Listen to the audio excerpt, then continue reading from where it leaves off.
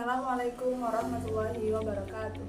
Perkenalkan, nama saya Ani Marlina dengan NIM A1J22025 dari kelas ruang 01 dengan prodi Sastra Indonesia angkatan 2022.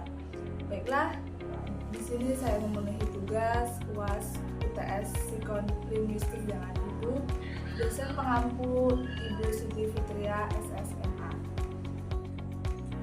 Baiklah, saya akan mempresentasikan yang berjudul yaitu persepsi bahasa, yang kedua leksikon internal, yang ketiga pemahaman kalimat dan memori, yang keempat pemahaman dan memori wacana. Pertama yaitu persepsi bahasa. Persepsi bahasa dalam psikolinguistik adalah proses di mana sebuah ujaran transaksional. Proses ini melibatkan 3 tahapan, yaitu pendengaran, penafsiran, dan pemahaman terhadap semua suara yang dihasilkan oleh penutur. Persepsi ujaran menggabungkan tidak hanya fonologi dan fonetik dari tuturan yang akan dirasakan, tapi juga aspek sintakmatik dan semantik dari pesan lisan tersebut. Beberapa faktor yang mempengaruhi persepsi ujaran antara lain fonotaktik dan tilas neurofisiologis seseorang dalam mempersepsikan ujaran.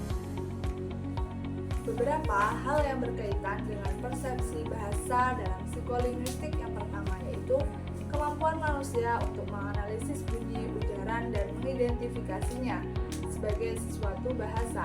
Yang kedua, persepsi terhadap ujaran atau percakapan adalah hal yang mendasar dalam memahami dan menggunakan bahasa.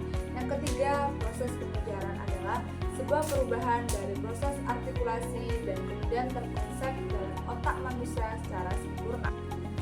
Selanjutnya, hal tersebut diwujudkan dalam makna sintaksis, semantik, dan pragmatik. Yang keempat, pengetahuan tentang fonotaktik yang berbeda dari satu bahasa ke bahasa lain menyadarkan para pengajar bahasa perlunya perhatian khusus dan pembelajaran bahasa asing.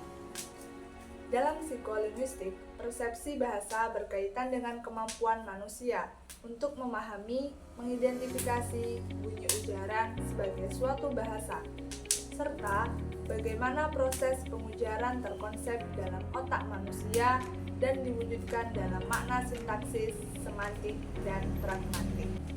Yang kedua yaitu leksikon internal. Leksikon adalah salah satu subsistem bahasa yang terdiri dari kumpulan kata-kata dan makna-maknanya. Dalam psikolinguistik, leksikon internal adalah representasi mental dari kata-kata yang telah dipelajari dan disimpan dalam memori jangka panjang, termasuk makna pengucapan dan informasi lain yang terkait dengan kata-kata tersebut. Leksikon internal ini terbentuk melalui proses pemerolehan bahasa dan perkembangan bahasa sejak masa anak-anak. Bahasa sejak masa anak-anak dalam psikolinguistik.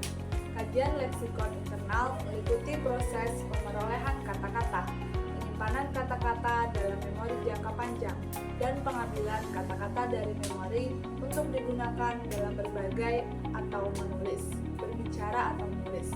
Contoh dari leksikon internal dalam psikolinguistik adalah kemampuan seseorang untuk mengingat dan menggunakan kata-kata dalam bahasa yang dikuasainya, seperti mengingat kata-kata dalam bahasa Indonesia dan menggunakannya dalam kalimat-kalimat yang dibuat.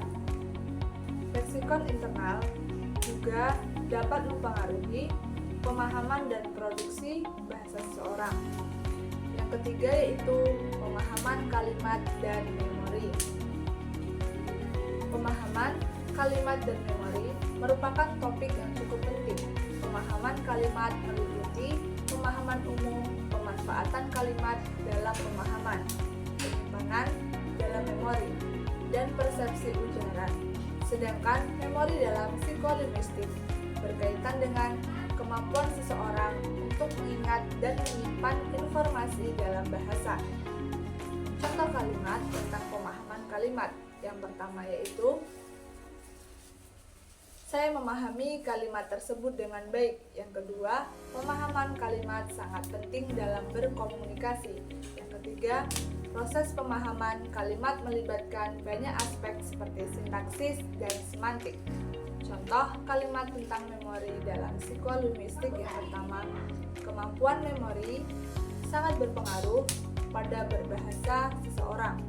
Yang kedua, seseorang memiliki mengingat yang baik cenderung lebih mudah mengingat kosakata baru. Yang keempat yaitu pemahaman dan memori wacana. Pemahaman dan memori wacana adalah bagian dari proses bahasa yang meliputi alat-alat materi dan mengingat memori dan persepsi. Beberapa aspek yang penting dalam garapan psikolinguistik antara lain yang pertama, kompetensi atau proses bahasa dalam komunikasi dan pikiran. Yang kedua, akuisisi atau pemerolehan bahasa. Yang ketiga, performansi atau pola tingkat laku berbahasa. Yang keempat, asosiasi verbal dan persoalan makna. Yang kelima, proses bahasa pada orang abnormal. Yang keenam, persepsi ujaran dan kognis. Dan ketujuh, pembelajaran bahasa. Baiklah, sekian dari pemaparan materi dari saya. Kurangnya saya mohon maaf. Saya akhiri. Wassalamualaikum warahmatullahi wabarakatuh.